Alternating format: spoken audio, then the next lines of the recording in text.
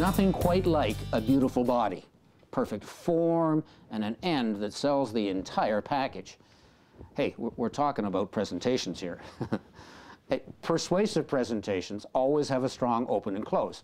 Well, they're the most important parts of your presentation. But in the middle is the body, and it has to be just right. The body is where you make your key points, and the beauty of it is how you set up those points. Your presentation can take on a number of different forms, and you'll find a list and description in the articles on my website. In fact, right there. The most common form is linear. Each point follows the other. But in what order? Well, we have a choice. Most of the time, they should follow in the order of importance to your audience. Well, why the most important first?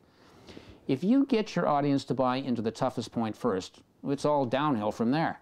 And by the way, you always have more energy at the start of your presentation, so it's better to put the most contentious point first. And if your presentation gets cut short for time, or the boss leaves the room, you want to make sure you get through the most important content first.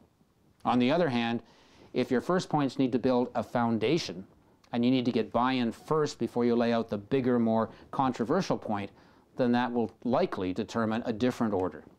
The key is you need to think strategically about what point to present in what order. It could be the difference between success and that other awful word. Also, make sure at the end of each point that you check that everyone's on side.